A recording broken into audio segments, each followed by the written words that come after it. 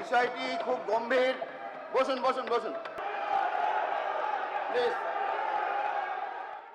আমি একটি বিষয়ের উপর পয়েন্ট অফ অর্ডার তুলতে চাই।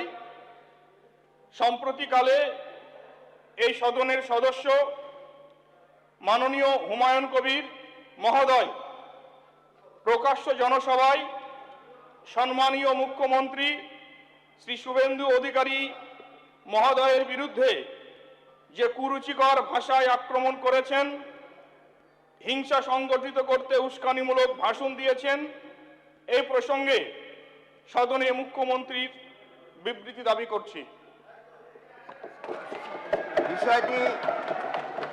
বিষয়টি খুব গম্ভীর।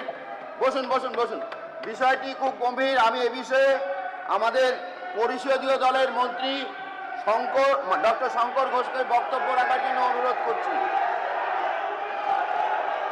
প্লিজ ওনাকে বলতে দিন, প্লিজ প্লিজ।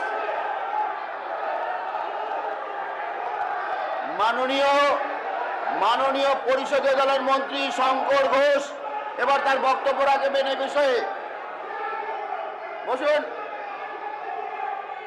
বসুন মাননীয় পরিষদ দলের মন্ত্রী শঙ্কর ঘোষ বক্তব্য রাখবেন। বসুন বসুন প্লিজ। আপনি বসুন, আপনি বসুন।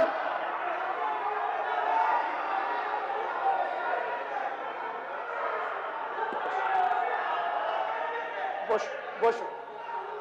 মাননীয় অধ্যক্ষ মহোদয়, সদনের অবগতির জন্য জানাচ্ছি। বসুন মাননীয় অধ্যক্ষ মহোদয়, বসুন। মাননীয় অধ্যক্ষ মহোদয়, শঙ্কর ঘোষ মহাশয়।